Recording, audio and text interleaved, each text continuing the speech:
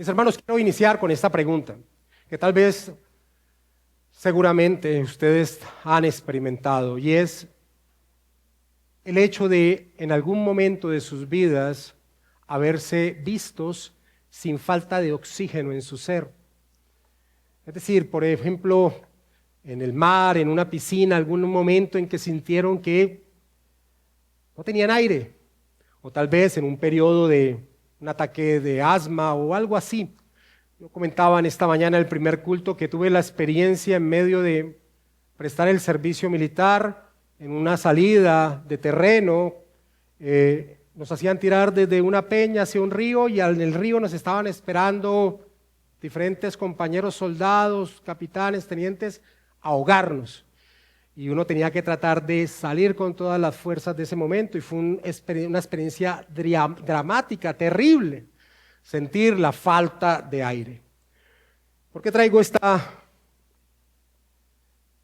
ilustración o este evento? Porque, mis hermanos, muchas veces nuestra alma, nuestro ser se siente de esa manera, se siente con la necesidad de tomar aire.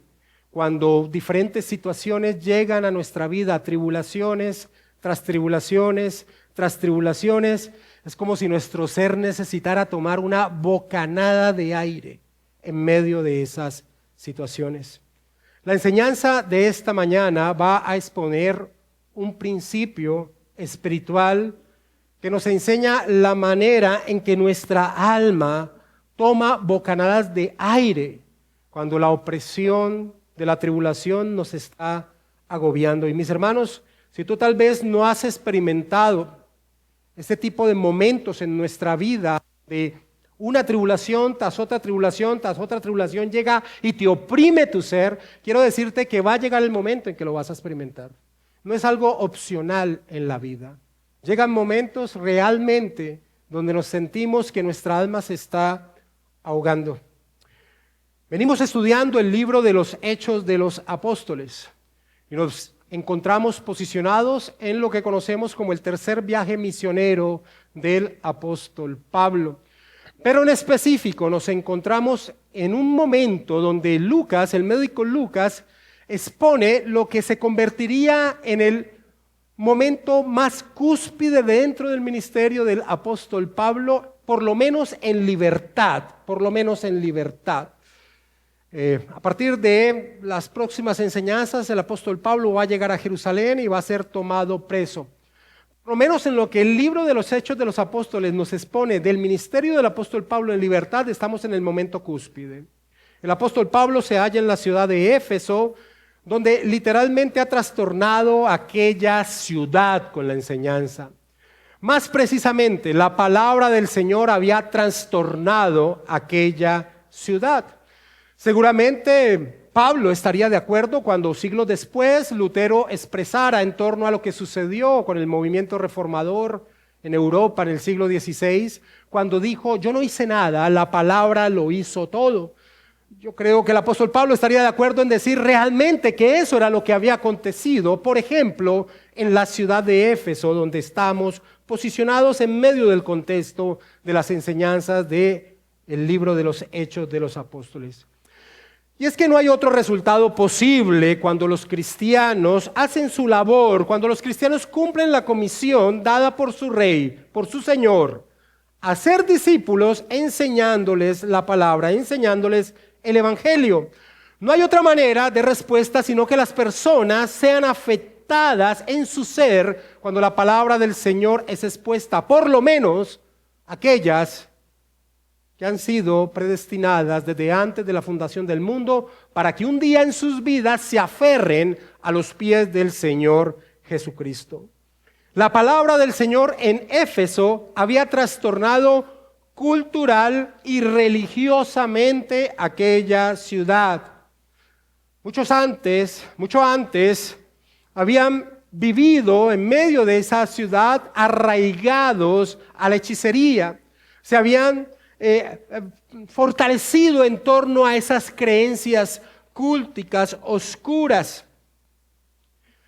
Y nosotros hemos visto en el desarrollo del libro de Hechos cómo por medio del ministerio del apóstol Pablo muchísimos se desligaron de dichas prácticas, a tal punto que la palabra nos dice que traían sus libros de ocultismo de gran valor y eran quemados a los pies del apóstol Pablo, expresando la renuncia, el rechazo que tenían a su vida pasada por causa de ajustarse a la verdad de la palabra del Señor.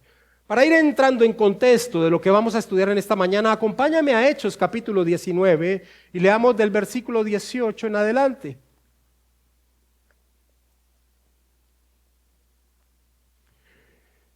Y muchos de los que habían creído venían confesando y dando cuenta de sus hechos.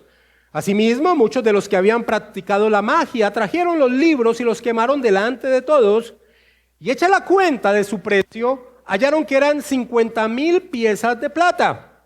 Y termina diciendo Lucas: así crecía y prevalecía poderosamente la palabra del Señor.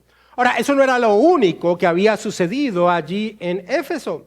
La palabra del Señor no solamente había trastornado la cultura religiosa de muchos en aquella ciudad, sino que también había afectado la vida económica de esa ciudad. La economía de Éfeso estaba ligada, estaba asociada a la idolatría de la diosa Diana. Y al llegar la verdad por medio de la predicación del evangelio, muchos en Éfeso renunciaron a dicha vida idolátrica, siendo inmediatamente afectada la venta de objetos que impulsaba tales prácticas.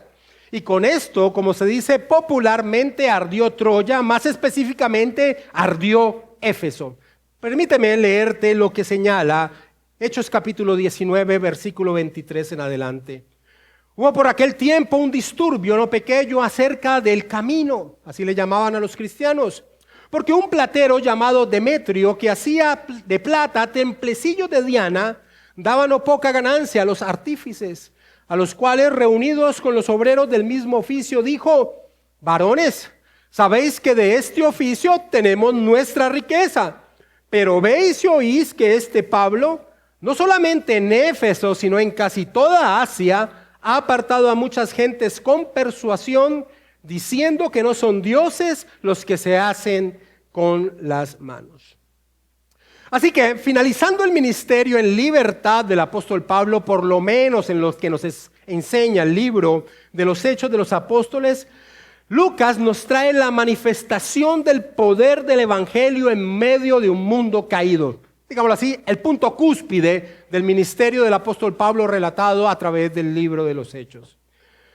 Pero, junto con este maravilloso obrar de la palabra del Señor, el médico Lucas también expone que ante el accionar del evangelio que transforma vidas, el enemigo de nuestras almas y el sistema malvado en que se desarrolla este mundo tienen siempre una reacción violenta en contra de todos aquellos que han pasado del reino de las tinieblas al reino de la luz.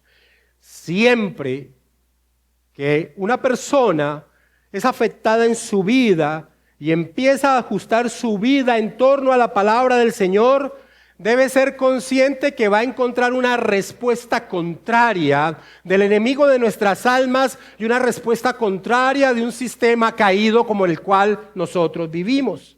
Y eso no tiene por qué ser sorpresa, y eso no tiene que ocultársele a alguien que está llegando a la verdad de la palabra del Señor. El apóstol Pedro señala lo siguiente, escucha y después te doy la cita. Amados, no os sorprendáis del fuego de prueba que os ha sobrevenido, como si alguna cosa extraña os aconteciese, sino gozaos por cuanto sois participantes de los padecimientos de Cristo, para que también en la revelación de su gloria os gocéis con gran alegría, señala Primera de Pedro capítulo 4, versículos 12 y 13.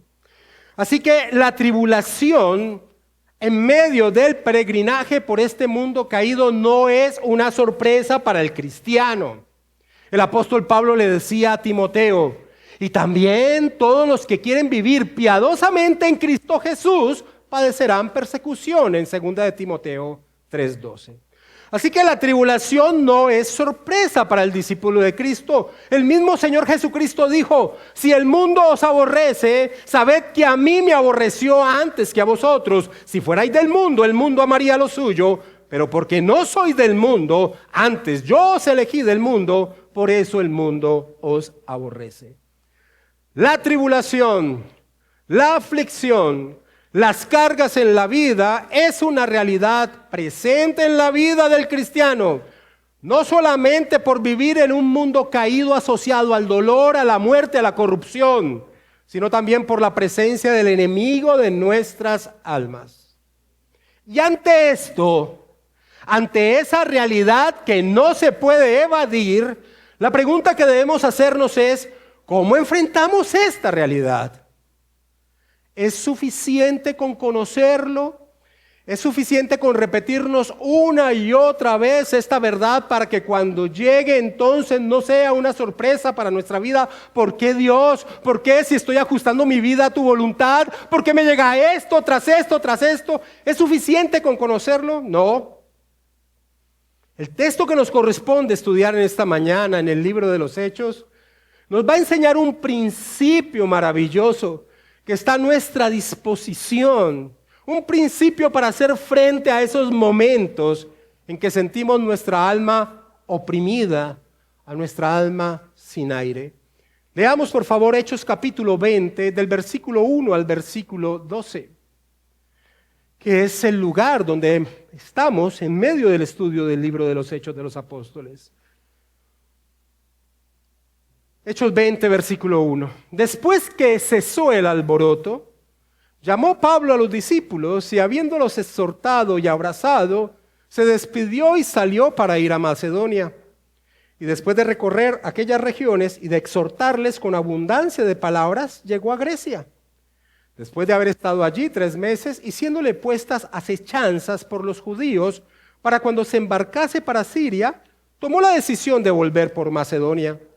Y le acompañaron hasta Asia Sópater de Berea, Aristarco y Segundo de Tesalónica, Gallo de Derbe y Timoteo. Y de Asia Tíquico y Trófimo. Estos, habiéndose adelantado, nos esperaron en Troas, y nosotros, pasados los días de los panes sin levadura, navegamos de Filipos, y en 5 días nos reunimos con ellos en Troas, donde nos quedamos 7 días. El primer día de la semana, reunidos los discípulos para partir el pan, Pablo les enseñaba, habiendo de salir al día siguiente, y alargó el discurso hasta la medianoche. Y había muchas lámparas en el aposento alto donde estaban reunidos, y un joven llamado Eutico, que estaba sentado en la ventana, rendido de un sueño profundo, por cuanto Pablo disertaba largamente, vencido del sueño, cayó del 3er piso abajo, y fue levantado muerto. Entonces descendió Pablo y se echó sobre él, y abrazándole dijo: no os alarméis, pues está vivo. Después de haber subido y partido el pan y comido, habló largamente hasta el alba, y así salió. Y llevaron al joven vivo y fueron grandemente consolados. El primer punto de la enseñanza de esta mañana le he colocado por título: Pablo, un hombre atribulado como tú y yo. Pablo, un hombre atribulado como tú y yo. Y es que, hermanos, a menudo idealizamos figuras como el apóstol Pablo. Los imaginamos como superhéroes espirituales, como inquebrantables, imperturbables ante la adversidad. Creemos que las dificultades no los turbaban ni los angustiaban. Pero, hermanos, esa es una percepción totalmente equivocada. Pablo, como cada uno de nosotros, era un hombre, y las circunstancias que enfrentaba, sin duda, lo afligían, lo cargaban, lo agotaban. Posicionémonos en el momento de la vida del apóstol Pablo en esta narración de Hechos capítulo 20, versículo 1 al 12. Vamos a posicionarnos en el momento de vida de lo que experimentaba Pablo en este primer punto de la enseñanza. El versículo 1 de Hechos capítulo 20 inicia diciendo: después que cesó el alboroto. Hermanos, lo que vivió el apóstol Pablo en Éfeso, con esa manifestación de odio fanático de una turba inmensa, Eso que vivió el apóstol Pablo en medio de esa turba, en medio de ese levantar de las personas de Éfeso, fue extremo. Así lo expresa él mismo al escribir la primera carta a los Corintios. La primera carta a los Corintios fue escrita allí en Éfeso, antes de salir de Éfeso, más o menos hacia el año 55 después de Cristo. Allí Pablo dice, en torno a esa turba y lo que vivió él, escondiéndose o no dejándolo salir los discípulos, dice, si como hombre batallé en Éfeso contra fieras, literalmente contra fieras violentas. Esto señala en 1 Corintios 15, 32, la primera parte del versículo. Lo que quiero mostrarte es que así percibió el apóstol Pablo lo que vivió en ese momento en Éfeso. Se vio rodeado de fieras salvajes que buscaban destrozarlo. Y recordemos que no era para menos esta expresión que hace el apóstol Pablo como le estudiamos la última vez que estuvimos frente al libro de los Hechos. Durante 2 horas la turba gritaba: grandes Diana de los Efesios, grandes Diana de los Efesios, con el deseo de acabar con aquellos que habían tergiversado, más bien perturbado lo que se vivía allí en Éfeso. En la segunda carta a los Corintios, que es escrita solo unos meses después de la primera carta, ya Pablo habiendo salido de Éfeso, Pablo expresa lo que sentía en ese momento de su vida. Lo que Lucas nos narra en Hechos 20, del versículo 1 al 12, a través de la primera y la segunda carta podemos ver lo que Pablo estaba experimentando en su ser. Acompáñame a 2 de Corintios, sin perder Hechos 20, capítulo 1, versículo 8. 2 de Corintios, capítulo 1, versículo 8. Y estamos posicionados en el primer punto de la enseñanza que nos dice que Pablo era un hombre atribulado, así como tú y yo. 2 de Corintios, capítulo 1, versículo 8. Pablo dice en torno a lo que estaba viviendo en ese instante: porque, hermanos, no queremos que ignoréis acerca de nuestra tribulación que nos sobrevino en Asia, pues fuimos abrumados sobremanera, más allá de nuestras fuerzas, de tal modo que aún perdimos la esperanza de conservar la vida. Esto no parece escrito por el superhéroe espiritual apóstol Pablo que muchos imaginan. Esto está escrito por un hombre como tú y yo. Lee por favor el capítulo 7 también de 2 de Corintios, versículo 5. Recuerda que estamos leyendo 1 y 2 de Corintios porque está posicionado en este periodo de tiempo que nos narra Lucas de Hechos capítulo 20, versículo 1 al 12. Pablo dice en 2 de Corintios 7, 5, porque de cierto cuando vinimos a Macedonia, ningún reposo tuvo nuestro cuerpo, sino que en todo fuimos atribulados. De fuera conflicto, de dentro temores. Así que mis amados hermanos, el apóstol Pablo sin duda estaba viviendo un momento muy difícil en su vida. Leamos una vez más Hechos 20, versículo 1. Después que cesó el alboroto, llamó Pablo a los discípulos y habiéndolos exhortado y abrazado, se despidió y salió para ir a Macedonia. A pesar de lo violento que se vivió en Éfeso, tenemos que señalar que el apóstol Pablo no va a huir de Éfeso, no estaba huyendo de Éfeso. Es por eso que él antes de partir manda a llamar a sus discípulos. Tenemos que enfatizar que el apóstol Pablo, a pesar de lo duro que se está viviendo allí en Éfeso, no estaba huyendo, sino que ya había decidido partir de Éfeso aún antes del evento de la turba. Devolvámonos un poquito a Hechos 19 y leamos el versículo 21, lo cual está narrado antes del evento de la turba para que entendamos que Pablo ya había decidido salir de Éfeso. Hechos capítulo 19, versículo 21.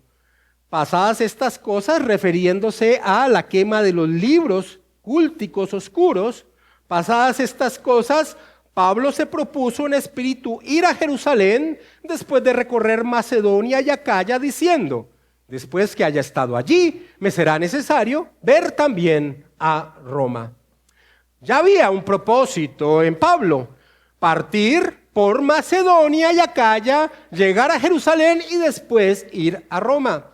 Así que este plan ya estaba trazado en el corazón del apóstol Pablo. Así que Pablo no está huyendo de Éfeso, pero lo que sí podemos señalar es que esa feroz enemistad en contra del apóstol allí en Éfeso le impulsó a acelerar su partida, no tanto porque pensara en él y en el peligro que estaba viviendo, sino porque su presencia en Éfeso seguiría colocando a sus hermanos cristianos de dicha ciudad en una tensionante situación con los demás habitantes.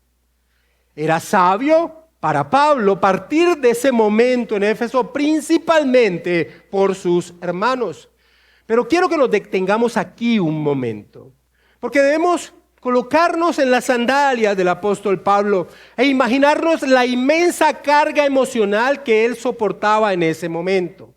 Primero, como ya vimos, soportaba o era el blanco del odio de fanáticos, de muchedumbres de personas allí en Éfeso, y eso no es fácil. Saberse enemigo de alguien no es fácil, no es un aspecto fácil de llevar en el ser.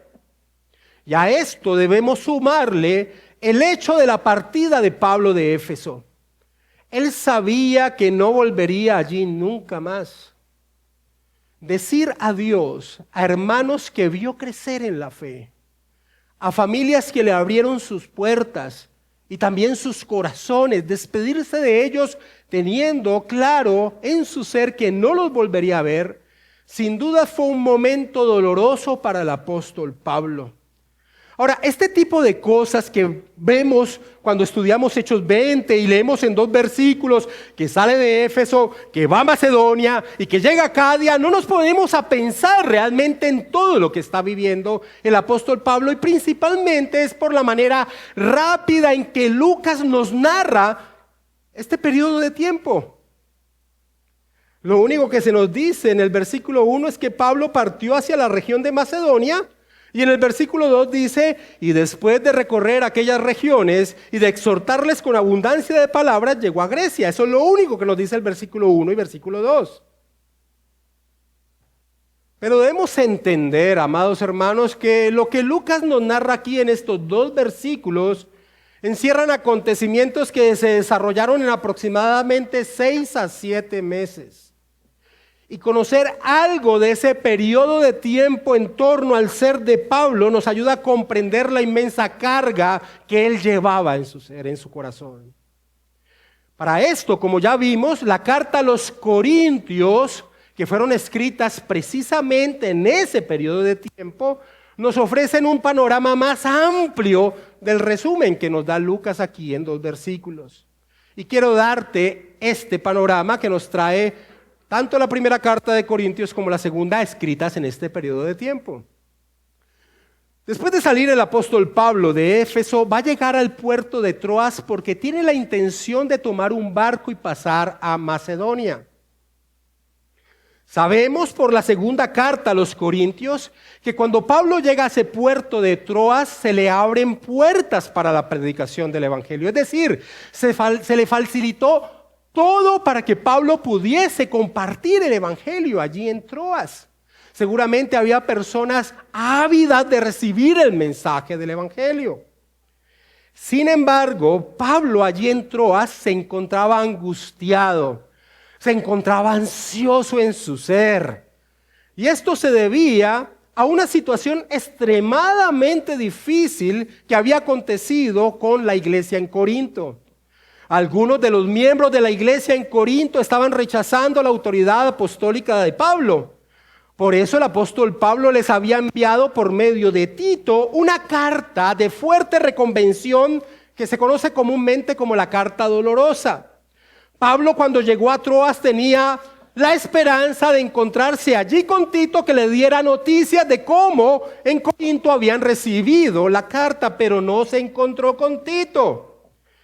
Y eso creó una desazón, una inquietud inmensa en el ser de Pablo, porque Pablo amaba a los corintios, estaba interesado en ellos. Así que ante la enemistad de las personas en Éfeso, de muchas como fieras salvajes que querían destrozarlo. Además del dolor de despedirse de las familias de Éfeso, estaba esa desazón inmensa dentro de Pablo en torno a lo que había acontecido con los corintios.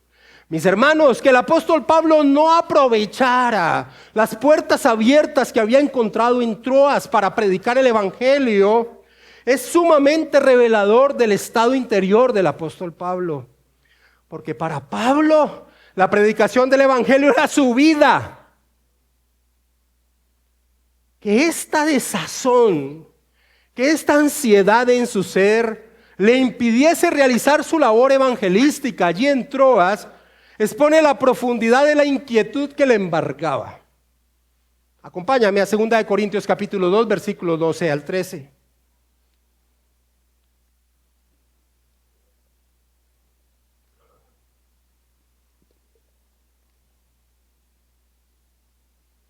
Cuando llegué a Troas, 2 Corintios capítulo 2, versículo 12, cuando llegué a Troas, dice Pablo, para predicar el evangelio de Cristo, aunque se me abrió puertas en el Señor, no tuve reposo en mi espíritu por no haber hallado a mi hermano Tito. Así, despidiéndome de ellos, partí para Macedonia. Pero eso no era todo, mis amados hermanos, lo que se acumulaba en el interior de Pablo. Después de haber llegado a Macedonia y de pasar a la región de Acaya o Grecia, como vamos a ver más adelante, después de las noticias que le trae Tito, porque Pablo se va a encontrar con Tito allí en Macedonia, se nos dice que cuando llega a Acaya, a Grecia, se nos dice que no pudo embarcarse hacia Jerusalén porque descubrió que los judíos de Corinto le estaban colocando una trampa para asesinarlo en medio del viaje. Hechos 20, versículo 3. Después de haber estado allí 3 meses en Acaya, en Grecia, como llama allí Lucas, principalmente en Corinto, después de haber estado allí 3 meses y siendo puestas acechanzas por los judíos para cuando se embarcase para Siria, tomó la decisión de volver por Macedonia. Como comenta Simon Kistemaker, los judíos en Corinto no se habían olvidado de aquel que había convertido a 2 de sus principales de la sinagoga, Crispo y Sóstenes, y había fundado una iglesia cerca de la sinagoga. Todavía recordaban la humillación de perder un caso en la corte cuando era procónsul Galión. Así que tramaron un plan para atacar a Pablo. Y el plan era que en esa embarcación hacia Siria fácilmente podían haberlo tomado y matado al apóstol Pablo. Así que fieras enemigas en Éfeso, dolor de la partida de sus hermanos de Éfeso, problemas al interior de la iglesia de Corinto y ahora enemigos judíos que deseaban asesinarlo.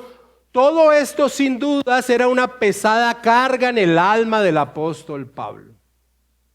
Pero faltaba más. Después de llegar una vez más a Troas y poder compartir el evangelio, un joven que le estaba oyendo se quedó dormido.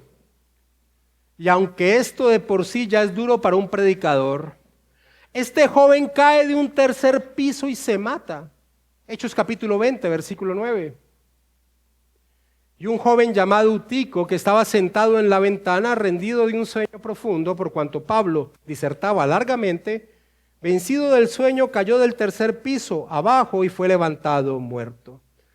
Así que, mis hermanos, lo que Pablo vivía en este periodo de tiempo que Lucas nos narra en 12 versículos, en el capítulo 20, en los 12 versículos iniciales, podemos resumirlo como tribulación, más tribulación, más tribulación. Carga tras carga tras carga en el corazón de Pablo. Y nos preguntamos, ¿qué del alma de Pablo? ¿Cómo podría sobrellevar esto? ¿Cómo lo hiciste, Pablo? ¿Cómo estas situaciones no te aplastaron? Estas preguntas tienen que tener una respuesta porque, hermanos, sin dudas pasamos periodos así. Cuando una y otra situación llegan a nuestras vidas y nos sentimos asfixiados, sin reposo en nuestro ser. Y una primera aplicación que tenemos que sacar en torno a esta enseñanza, Una primera aplicación rápida es que debemos aprender en que no debemos esconder nuestra aflicción en estos momentos. Tristemente se ha generado la idea que los cristianos no tienen problemas. Bendecido para bendecir. No, nosotros no debemos ocultar lo que estamos viviendo en un momento determinado. Ese no es el camino.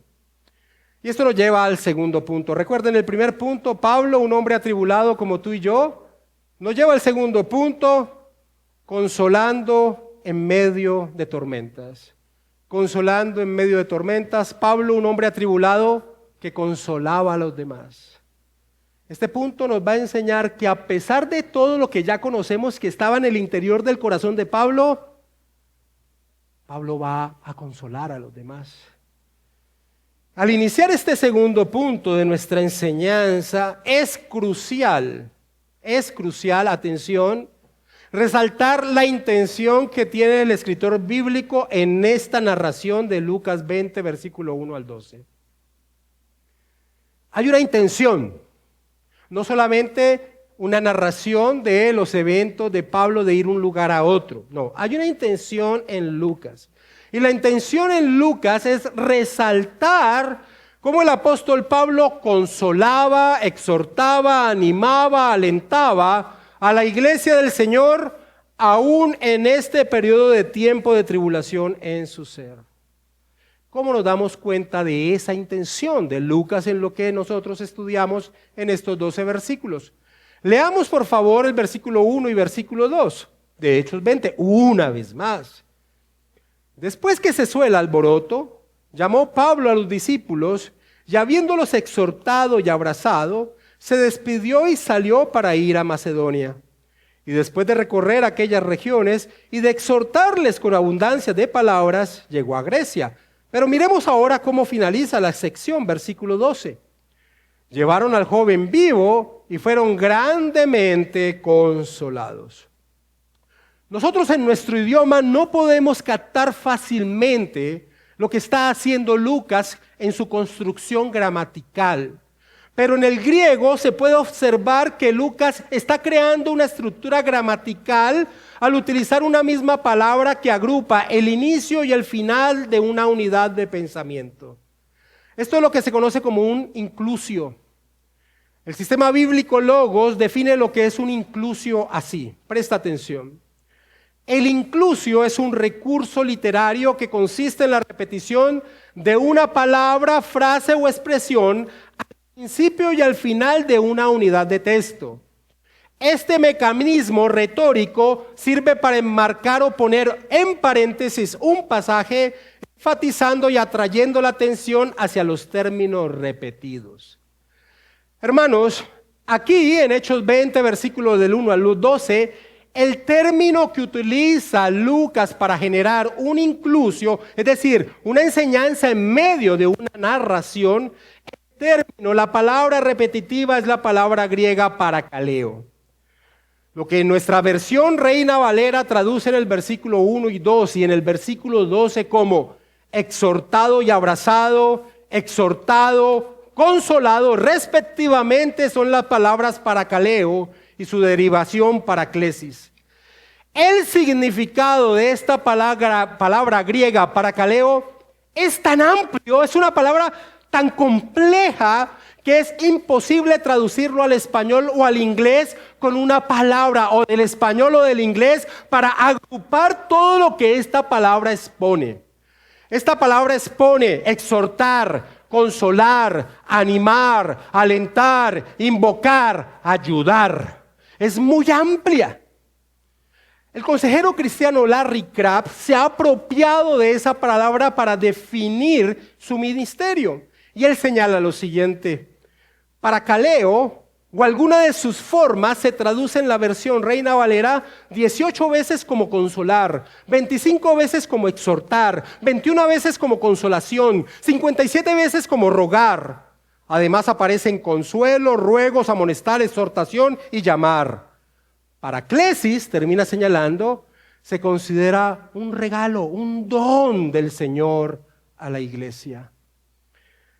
Mis hermanos, Cuando nosotros entendemos esta palabra que está utilizando el apóstol Pablo, no hay forma de no vincular directamente a nuestra mente la palabra el Paracleto, el ayudador, el Santo Espíritu de Dios en pos de asistir a su pueblo. Así que Lucas en esta unidad de pensamiento desea resaltar cómo el apóstol Pablo, capacitado por el Santo Espíritu de Dios, a pesar de estar atribulado de diferentes maneras, como ya hemos visto, Pablo centraba su vida en los demás y lo hacía exhortándolos, animándolos, alentándolos, consolándolos. Estaba lleno de tribulaciones. ¿Qué hace Pablo? Se centra en él. Se queda en él, se conduele de él, pobrecito Pablo. Pablo se centra en los demás, en sus necesidades, en la necesidad de exhortarlos, de animarlos, de consolarlos, de ayudarlos, de impulsarlos. Por eso quiero mostrarte cómo a través de los eventos de esto que nos narra Lucas, en Hechos capítulo 20, del versículo 1 al 12, podemos ver cómo Pablo, centrándose en los demás, paracaleo, los ayudaba, los exhortaba, los animaba, los consolaba. Iniciando con los creyentes de Éfeso, el versículo 1 de Hechos capítulo 20 dice, y habiéndolos exhortado y abrazado, paracaleo, se despidió y salió para ir a Macedonia. Y nos preguntamos, ¿qué hizo Pablo? ¿Qué les dijo? La respuesta es fácil. Lo que Pablo hizo fue exponer una vez más el bendito evangelio de nuestro Señor Jesucristo. Porque el evangelio es el poder del cristiano. ¿Cuál es el poder del cristiano? Nuestra fe que vence al mundo, dice el apóstol Juan. ¿Cuál es el poder de un cristiano? ¿Que todo le vaya bien? No. No. El poder de un cristiano es su fe, que impide que sus pies sean derrotados, tumbados. El evangelio es lo que permitió al apóstol Pablo y nos permite a nosotros tener la certeza de que los eventos de esta vida, por duros que sean, no nos pueden separar del amor de Cristo. ¿Quién nos separará del amor de Cristo? ¿Tribulación o angustia, persecución o hambre, desnudez o peligro o espada? Antes de estas cosas somos más que vencedores por medio de aquel que nos amó. En Romanos capítulo 8, versículo 35 al 37, señala esto Pablo. Y los creyentes en Éfeso, que estaban enfrentando e iban a enfrentar situaciones muy difíciles, necesitaban ser reafirmados en esta gloriosa verdad de las buenas nuevas de Dios. Quiero que miremos cómo el mismo libro de Hechos de los Apóstoles nos enseñan el derrotero común que utilizaba el apóstol Pablo cuando salía de una ciudad y quería dejar afianzados los pies de los creyentes de esa ciudad. Acompáñame a Hechos, sin perder Hechos 20, acompáñame a Hechos capítulo 14, versículo 20. El contexto de ese pasaje es que Pablo ha predicado en una ciudad que se llama Listra, una ciudad totalmente pagana, no había ni una sinagoga. Ha predicado el evangelio y el resultado en torno a una serie de situaciones es que Pablo ha sido apedreado. Es decir, una tribulación extrema, lo creían por muerto. Ese es el contexto. Pero miremos lo que nos dice la Escritura en el versículo 20 de Hechos 14. Pero rodeándole los discípulos, se levantó y entró a la ciudad, y al día siguiente salió con Bernabé para Derbe. Y después de anunciar el evangelio a aquella ciudad y de hacer muchos discípulos, volvieron a Listra, a Iconio y a Antioquía, confirmando los ánimos de los discípulos, paracaleo, exhortándoles a que permaneciesen en la fe y diciéndoles, es necesario que a través de muchas tribulaciones entremos en el reino de Dios. Así que de esta manera es lo que Pablo tiene que haber hecho en Éfeso al exhortar a sus hermanos antes de partir de allí. Además de esto, sabiendo lo que hizo Pablo allí en Éfeso antes de salir, Lucas nos dice que en Macedonia, es decir, en medio de las iglesias en Filipo, en Tesalónica, en Berea, que eran las iglesias más representativas de esta región, Pablo realizó esta misma acción, este paracaleo, esta paraclesis. Mira el versículo 2 de Hechos 20. y después de recorrer aquellas regiones y de exhortarles, paraclesis, paracaleo, con abundancia de palabras, aquí nos dice literalmente, los animó, los exhortó, los consoló, los alentó, los ayudó, con abundancia de palabras llegó a Grecia. Mis amados hermanos, exhortar, animar, alentar, tiene como propósito que el creyente coloque su mirada en Cristo, en su obra consumada, en lo que nos espera, porque es esa gloriosa verdad la que nos da el aliento en este peregrinaje. Y esto es lo que hacía el apóstol Pablo en medio de las iglesias de Macedonia. La tribulación que pudiesen experimentar debían verla bajo la perspectiva de la realidad gloriosa que se avecinaba. ¿Cómo podemos saber esto? Con un ejemplo de lo que Pablo les escribía a una de estas iglesias en Macedonia. Una carta que le envió Pablo a la iglesia de Tesalónica, una de estas iglesias en Macedonia, que estaban viviendo una gran tribulación porque habían perdido parientes por causa de Cristo, por causa del odio hacia el cristiano.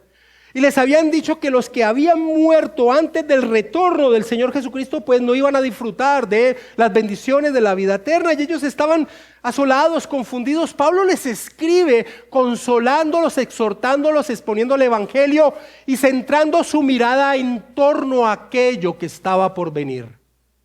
Por eso, en torno a este contexto, Pablo les dice en 1 de Tesalonicenses capítulo 4 versículo 18: por tanto, paracaleo, alentaos los unos a los otros con estas palabras. Porque mis hermanos, y soy reiterativo a propósito, mis hermanos, son las buenas noticias, el evangelio, el poder que Dios trae a nuestro ser para continuar nuestro peregrinaje. Y Pablo lo sabía y aprovechaba su encuentro con los hermanos de la iglesia para enfatizar esta gloriosa verdad. ¿Qué les decía Pablo? ¿Cómo los podía animar? Exponía el evangelio una y otra y otra y otra vez. Porque el evangelio es tan rico, tan profundo, tan insondable, que Lucas resalta el hecho de lo que hacía Pablo en Hechos 22, diciendo que lo hacía con abundancia de palabras. Cuando un cristiano profundiza en el glorioso plan de redención expuesto de Génesis a Apocalipsis, hermano, las circunstancias pueden estar allí difíciles, pero algo ocurre en nuestro ser. Pasa lo que dice Filipenses capítulo 4, la paz que sobrepasa todo entendimiento llega. Es algo maravilloso. Por eso me llamó mucho la atención cómo el conocido, entre por lo menos exégetas del griego, el conocido diccionario Kittel, que se llama así por su autor principal, Gerald Kittel, en torno a la palabra paracaleo, mira lo que dice este diccionario de expertos en el idioma griego. Y me asombró porque está en conjunción con lo que se viene desarrollando aquí en medio de esta enseñanza de Hechos 20, versículo 1 al 12. El diccionario Kittel en torno a la palabra paracaleo dice: el sentido de consuelo figura en conexión con la historia de la salvación. En este sentido, los términos expresan la ayuda de Dios a las iglesias en aflicción presente sobre la base de la obra salvífica de Cristo y con miras a la liberación final. Maravilloso. ¿Entiendes? Es la verdad que surge de las Escrituras en el plan de redención que ella expone, lo que nos alienta, lo que nos afirma. Por eso el apóstol Pablo, con abundancia de palabras, como dice Hechos 22, exhortaba, alentaba a los creyentes. Y esa misma labor que hace Pablo, la vemos también reflejada en Corinto. ¿Por qué? Cuando Pablo sale de Troas y llega a Macedonia, principalmente a Filipos, se encuentra con Tito al fin. Y Tito le trae las buenas noticias que los creyentes de la ciudad de Corinto han reaccionado con arrepentimiento ante la carta dolorosa que Él les ha enviado. Y Pablo entonces los visita y permanece allí por 3 meses, probablemente esperando que pasara el invierno para embarcarse y navegar hacia Siria, pero ya vimos que entendiendo el complot que se había armado para quitarle la vida, entonces regresa por Macedonia. Una vez más, versículos 2 y 3 de Hechos capítulo 20. Y después de recorrer aquellas regiones y de exhortarles con abundancia de palabras, llegó a Grecia, o la región de Acaya. Después de haber estado allí 3 meses y siéndole puestas acechanzas por los judíos para cuando se embarcase para Siria, tomó la decisión de volver por Macedonia. Y hermanos, en el versículo 4, Lucas nos da a conocer una lista de nombres de hermanos de diferentes regiones que acompañaban a Pablo en ese propósito de ir a Siria. Leamos el versículo 4 de Hechos 20. Y le acompañaron hasta Asia, Sópater de Berea, Aristarco y Segundo de Tesalónica, Gallo de Derbe y Timoteo, y de Asia, Tíquico y Trófimo. Y nos tenemos que preguntar, ¿cuál es la importancia de esta lista? Y tenemos varias respuestas rápidas. Lo primero que podemos decir es que claramente expresaba el fruto del ministerio del apóstol Pablo. Hermanos de Asia, de Berea, de Tesalónica, de Derbe, así lo evidenciaban. Había fruto, claro que sí. Segundo, también expresaba el poder del evangelio, pues llegaban al evangelio personas de diferentes regiones, contextos económicos, sociales, etc. Pero la pregunta real que nos tenemos que hacer es, pero en relación con el aspecto de consolación que esta unidad de pensamiento desarrolla, ¿qué propósito tiene esta lista al vincularla a Lucas allí? Y el propósito de Lucas, mis amados hermanos, es traer al frente, es traer en medio de esta narración la intención del apóstol Pablo de ser paracaleo, de ser consuelo a un grupo de hermanos que estaban pasando dificultades, los hermanos judíos cristianos en Jerusalén. Pablo se había dedicado a recorrer todo el mundo evangelizándolo, y en medio de ese recorrer, ese mundo gentil evangelizándolo, también estaba recogiendo una ofrenda económica de parte de los hermanos gentiles hacia los hermanos cristianos judíos en Jerusalén. Y estos hombres que se nos narran en el versículo 4 acompañaban a Pablo como garantes de la entrega de esta ofrenda económica. ¿Qué está haciendo Lucas con traernos los nombres de estas personas en el versículo 4? Básicamente Lucas trae esta intención del apóstol Pablo, que deseaba enseñar con esta recolección de ofrendas de los cristianos gentiles hacia los cristianos judíos. Pablo deseaba enseñar la profunda unidad que en Cristo disfrutamos todos los creyentes, tanto judíos como gentiles. Estamos unidos en Cristo y al estarlo somos un solo cuerpo. Es decir, somos una familia poderosa. ¿Y eso qué? Mis hermanos, en medio de la tribulación, por ejemplo, la que padecían los hermanos en Jerusalén, a causa del rechazo de los judíos y de una hambruna que había en la región, saberse unidos en hermandad con creyentes de otras regiones, hermanos, en medio de la tribulación, saber que tenemos unos hermanos que nos apoyan, que están a nuestro lado caminando, es un bálsamo para el alma. Atravesar las tormentas que vienen a la vida del cristiano, ya sea como consecuencia de vivir en un mundo caído, como consecuencia de nuestra fe en nuestro Señor Jesucristo, atravesarlas unido en comunión, hacen que éstas sean más llevaderas. Cuando nuestros pies flaquean, la mano del hermano nos ayuda a permanecer firmes. En otras palabras, hermanos, y uniendo el término paracaleo con el paracletos, Cristo sostiene a su iglesia por medio de la acción del Santo Espíritu de Dios a través de la unión entre los hermanos. Así que a través de esta lista de nombres de hermanos de diferentes regiones que Lucas expone y el trasfondo que conocemos de ella, aprendemos que la consolación, el ánimo, el paracaleo a nuestros hermanos también debe expresarse con ayuda material cuando podamos realizarlo.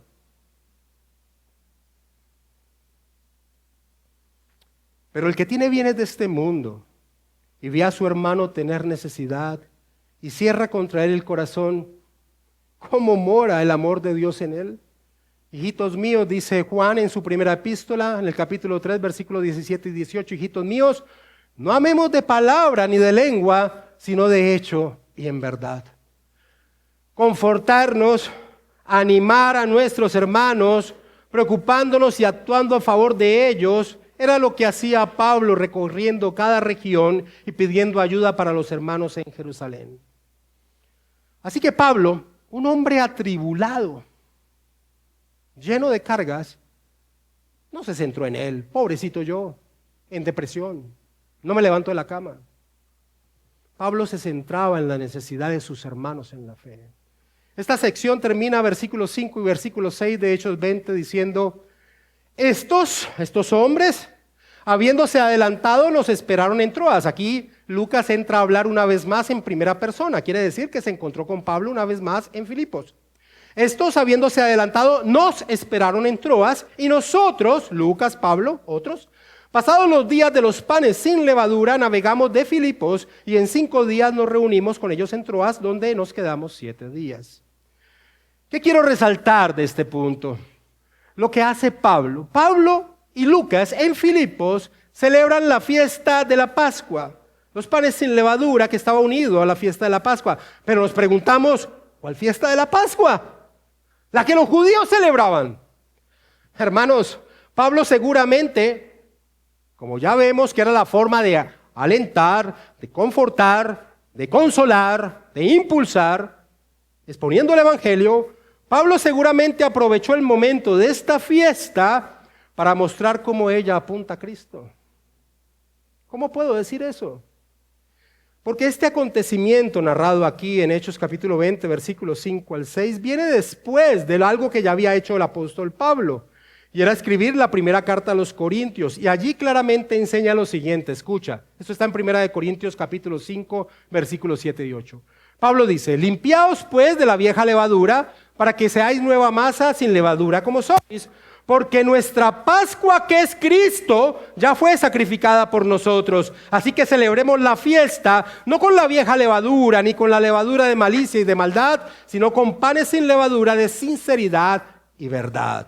Así que Pablo muy seguramente allí en Filipos iba a tomar el contexto de esta fiesta e iba a mostrar cómo ella apuntaba hacia la persona y a la obra de Cristo y cómo el resultado de esta obra era la santidad de aquellos creyentes.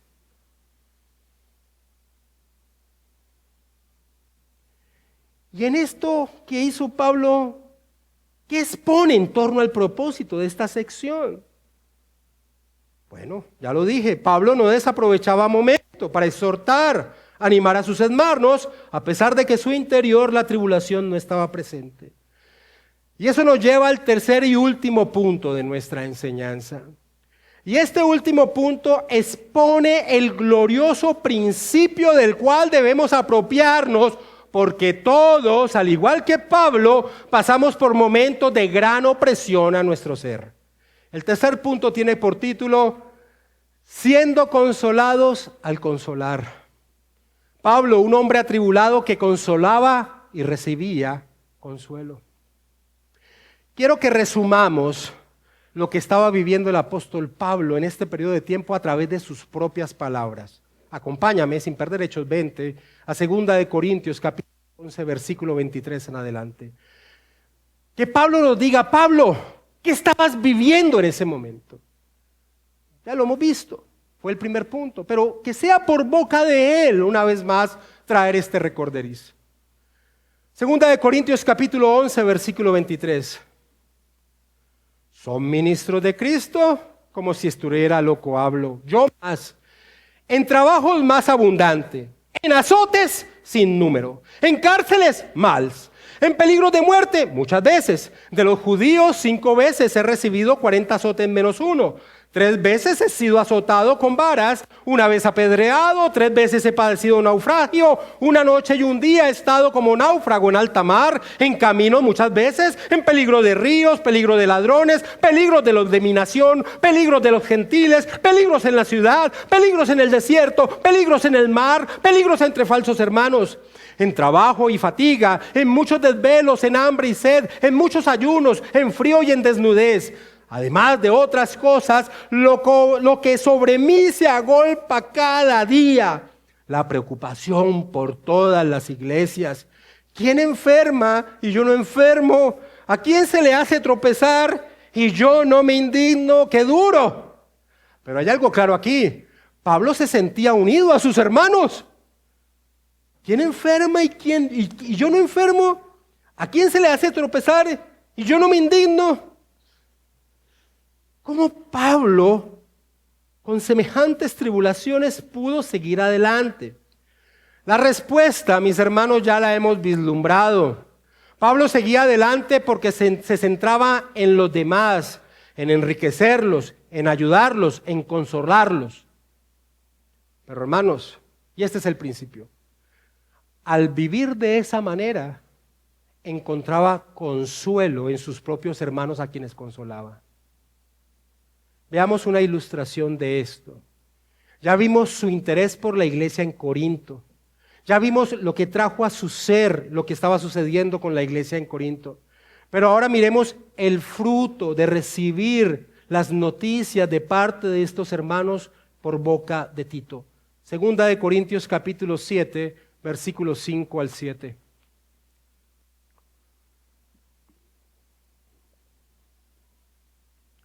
Porque de cierto cuando vinimos a Macedonia, segunda de Corintios 7, versículos 5 en adelante, porque de cierto cuando vinimos a Macedonia ningún reposo tuvo nuestro cuerpo, sino que en todo fuimos atribulados. De fuera, conflictos, de dentro, temores. Pero Dios, que consuela a los humildes, nos consoló con la venida de Tito, y no solo con su venida, sino también con la consolación con el que había sido consolado en cuanto a vosotros, haciendo saber vuestro gran afecto, vuestro llanto, vuestra solicitud por mí, de manera que me regocijé aún más. Cada vez que encuentre la palabra consuelo en los textos que leemos es paracaleo. Entendiendo esto y todo lo que había vivido Pablo y el consuelo que trajo esta respuesta venida desde Corinto, entonces ve a 2 de Corintios capítulo 1 para que puedas apreciar con mayor intensidad lo que Pablo dice al inicio de esta carta. Y mira cómo el apóstol resalta el consuelo que recibió de parte de Dios por la respuesta de sus hermanos, consolando y siendo consolado. 2 de Corintios capítulo 1 versículo 3 al 7. Bendito sea el Dios y Padre de nuestro Señor Jesucristo, Padre de misericordias y de toda consolación, paracaleo, el cual nos consuela en todas nuestras tribulaciones, para que podamos también nosotros consolar a los que están en cualquier tribulación, por medio de la consolación con que nosotros somos consolados por Dios. Porque de la manera que abunda en nosotros las aflicciones de Cristo, así abunda también por el mismo Cristo nuestra consolación. Pero si somos atribulados, es para vuestra consolación y salvación. O si somos consolados, es para vuestra consolación y salvación, la cual se opera en el sufrir las mismas aflicciones que nosotros también padecemos. Y nuestra esperanza respecto de vosotros es firme, pues sabemos que así como sois compañeros de las aflicciones, también lo sois en la consolación. Así es. Este es el poderoso principio divino que descubrimos. Somos consolados al consolar a los demás. ¿Y sabes por qué? Porque estamos unidos en un cuerpo, el cuerpo de Cristo. ¿Cuánto necesitamos abrazar esta verdad para seguir caminando firmes como Pablo hacia nuestra patria celestial? Pablo va a Corinto, como ya vimos. Se está 3 meses allí, muy posiblemente esperando que el invierno pasara y partir hacia Siria. Pero allí en Corinto, durante esos 3 meses, Pablo escribe la más profunda de sus epístolas, por lo menos teológicamente hablando, la epístola a los romanos. Y Pablo inicia esta epístola señalándoles este glorioso principio a los creyentes en Roma. Acompáñame a Romanos capítulo 1 y leamos el versículo 11 y 12. Pablo dice allí, al inicio de la epístola a los romanos, porque deseo veros, Romanos 1:11, porque deseo veros para comunicaros algún don espiritual a fin de que seáis confirmados. Esto es, para ser sum paracaleo, mutuamente confortados por la fe que nos es común a vosotros y a mí. El resumen de lo que hemos hablado hoy. De allí que, mis amados hermanos, no es casualidad que esta unidad de pensamiento, enmarcada por este inclusio, culmine con la celebración del Día del Señor, lo cual veremos si es la voluntad del Señor la próxima semana. Porque es allí, en el Día del Señor, un día como hoy, en medio de la comunidad, es allí donde de múltiples maneras, en la reunión del cuerpo de Cristo, el poder de Dios se manifiesta para consolar a su pueblo. Y eso lo veremos la próxima semana, mis amados hermanos. Quiero terminar con una serie de aplicaciones finales. Una vez más, hermanos, es un concepto errado pensar que el cristiano no tiene aflicciones en su alma. Es un concepto errado e infantil llegar a pensar que un cristiano maduro es alguien que las circunstancias de la vida no le afectan. No, mis hermanos, hay diferentes circunstancias que inquietan nuestra alma. Y claramente vamos en oración al Señor y derramamos nuestro corazón. Pero también, como hemos visto, nuestro glorioso y sabio Señor nos ha dado el regalo precioso de nuestros hermanos en la fe, nuestra iglesia local. Por eso, mis hermanos, interésate en tus hermanos, en cómo puedes servirles, en ser consuelo, en ser exhortación, en ser aliento ante las circunstancias que estén viviendo. Pero eso, hermanos, demanda tiempo e interés, porque es darse a los demás. Por eso es muy torpe aquel que, teniendo el regalo de una vida en la comunidad de los santos, se aísle. Es muy torpe. La iglesia local, nuestros hermanos, son un preciosísimo oasis en medio del peregrinaje por este desierto hacia nuestra patria celestial.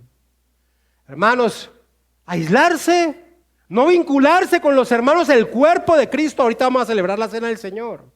¿Y qué estamos expresando religiosamente? Algunos lo están haciendo muy ritualmente. Lo que estamos expresando es que estamos unidos los unos con los otros en Cristo.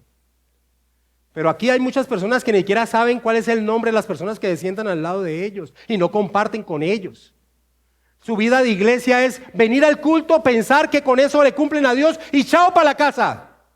Y están desperdiciando el precioso regalo de una familia, de la familia de la fe. La iglesia local es el lugar, mis hermanos, donde el oxígeno del alma fluye en abundancia. Y muchos tratan de trasegar sus vidas y tribulaciones en la soledad por causa de su pecaminosidad. Vamos a orar, mis amados hermanos.